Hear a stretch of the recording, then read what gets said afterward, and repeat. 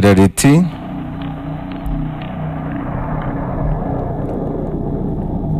uko urushaho kugira irari ridasanzwe ry'ibintu runaka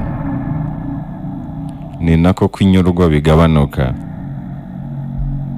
Nuko isomo ry'uyu munsi rivuga. Kandi utabasha kunyurwa n'ibyo ufite n'ibyo ushaka ntibishobora kukunyura. Kera habayeho umugabo wari wifashije ariko akabura ikintu kimwe gusa, kunyurwa. Uwo mugabo yahoraga mu bapfumu asaba ko umutungo we wakwiyongera kubera kutanyurwa. Igihe kinini cy'ubuzima bwe yakimaze azenguruka mu bapfumu ashakisha intsinzi yamugeza ku butunzi burushijeho. Imyaka yaragiye isunika, ubwo yari agize imyaka 40 yaje kumenya amakuru ko hari umupfumu uhanurira umwami, ufatwa nk'umupfumu wa mbere mu gihugu, bityo ko yazamwegera ibyo abapfumu bandi batamuhaye nk'inzira yamugeza ku butsinzi akabishakira kuri uwo mupfumu.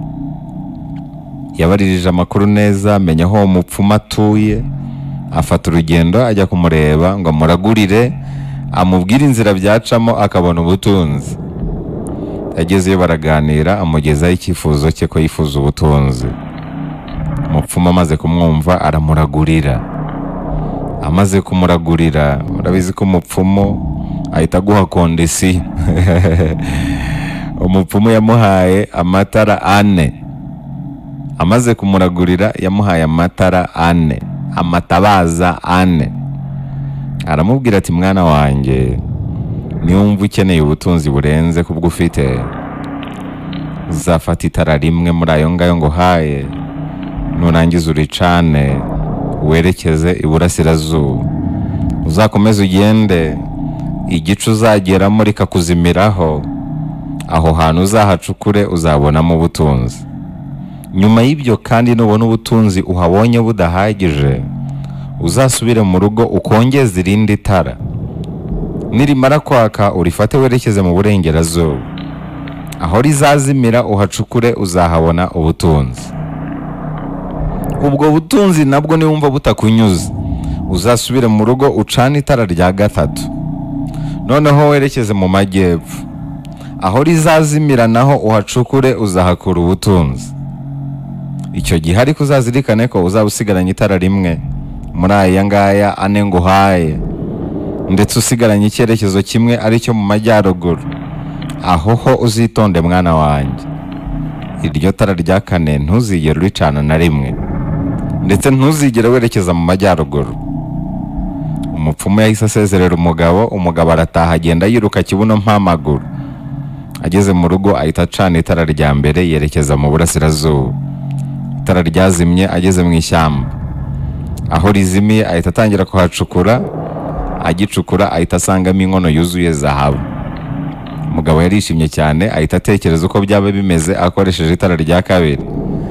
Yahise atwara ya nkono yuzuye zahabu ayijyana iwe, anacana itara rya 2 yerekeza iburengerazuba. Itara ryazimiye ahantu kure cyane hadatuwe. Ahageze ahita atangira gucukura, noneho ahita agwa ku dukono 2 twuzuye zahabu. Zahabu yari yamubanye zahabu. Umugabo yabanje kugwa igihumure kubera izo zahabu, ariko arazanzamuka ahita azijyana mu rugo. Uko yabonaga zahabu niko umururumba w'ubutunzi wiyongeraga kurushaho. Noneho ahita acana itara rya 3 yerekeza mu majyepfo. Itara rya 3 ryazimiye munsi y'igiti. Aracukura ahita asangamo inkono 3 zuzuye zahabu. Uko yabonaga zahabu niko umururumba wiyongeraga kurushaho.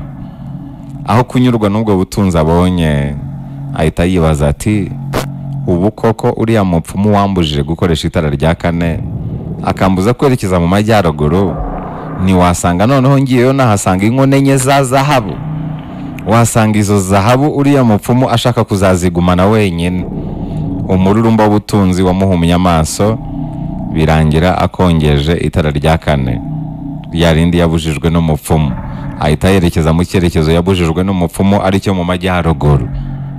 Mu rugendo yerekeza mu majyaruguru, itara ryazimiye ahantu hari ikizu kitabamo abantu, ndetse kigaragara nk'igishaje cyane. Nuko yari yarabimenyereye, yahise atangira gucukura aho yari ahagaze iruhande rw'icyo kizu. agicukura abona umuryango munsi y'ubutaka. Afunguye umuryango abonamo esikariye zimanuka munsi y'ubutaka. Yari afite amatsiko yiteze ubutunzi buhambaye, n'amatsiko menshi yarakomeje aramanuka. Ageze aho esikariye zirangirira ahita asangayo inyubako nziza ifite ibyumba byinshi. Yahise atangira kujagajaga iyo nzu ashakisha ubutunzi. Afunguye urugi rw'icyumba cya mbere ahasanga isanduku nini yuzuye zahabu. Afunguye ikindi cyumba nabwo asangamo amasanduku 2 yuzuye zahabu. Afunguye icyumba cya gatatu asangamo isanduku 3 zuzuye zahabu. Afunguye icyumba cya 4 asangamo isanduku 4 zuzuye zahabu. Ariko inyuma y'izo sanduku ziri mu cyumba cya 4 hari hicaye umusaza uri gusya. Umugabo yabonye uwo musaza aratungurwa, aramubaza ati yewe muntu urinde, uri mu biki wageze hano gute? Umusaza aramubwira ati wa mugabo we ndeka, maze igihe kinini kuri uru rusyo nsya ubutaruhuka, ndashaka kuruhuka kuko ndananiwe. Ngwino ubu mfasha gusya nduhukeho gato ubundi nkubwire inkuru yose y'uburyo nageze hano. Umururumba w'umugabo wakomeje kumuhuma amaso. Urumva umugabo wari wakunze zahabu, umururumba w'umugabo wakomeje kumuhuma amaso aribwira mu mutima ati uyu musaza wenda wasanga afite amakuru yose yaho imitungo yindi iherereye muri iyi nyubako. Reka muruhureho gato ampa amakuru yose ubundi nipakirire zahabu nigendera. Umusaza yavuye ku rusyo yicara ku ruhande, umugabo ajya ku rusyo atangira gusya. Umugabo akimara gufata ingasire atangiye gusya, umusaza yahise yiterera mu bicu araseka cyane, arasakuza cyane. Umugabo yabonye umusaza aseka cyane biramutungura, aramubaza ati kuki uri guseka cyane? Mu gihe umugabo yabazaga umusaza yabaye nk'urekeraho gusya, umusaza ahita ahindura isura aramubwira ati komeza usye, kubera ko uramutse uhagaritse gusya iyi nyubako yahita itugwira twese. Ahubwo guhera uyu munsi iyi nyubako yose ni iyawe ndetse n'urwo rusyo n'urwawe. Ugomba guhora usya igihe cyose, ugomba guhora usya, ntuzigere na rimwe uhagarika gusya, kubera ko urusyo ruramutse ruhagaze iyi nyubako yose yahita ihirima ugapfiramo hano. Umusaza yiruhukijemo arongera amubwira amagambo menshi, aramubwira ati ngewe rwose nagejejwe hano n'umururumba wo gushakisha ubutunzi kubwo gucana itara rya nyuma nari nahawe n'umupfumu, kandi yarambujije kuricana.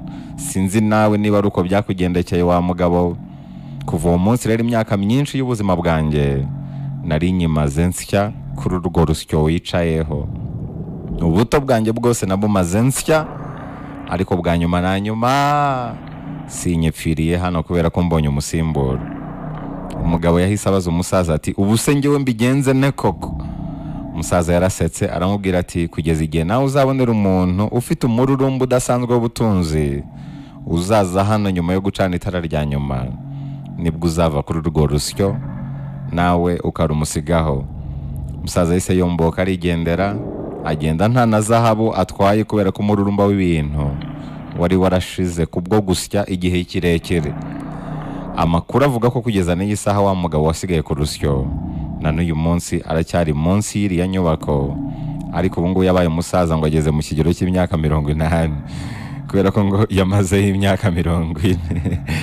Uwo mugabo ngo amazeho imyaka 40 aracyategereje umuntu ufite umururumba udasanzwe uzacana itara rya 4 akamusangayo akamusimbura kuri urwo rusyo. Aha rero harimo isomo rikomeye. Muri kamere muntu duhora dushaka ibyiza byisumbuyeho ku byo dufite, kandi rwose ibyo nta kibazo bitwaye. Kuba watera imbere nta kibazo.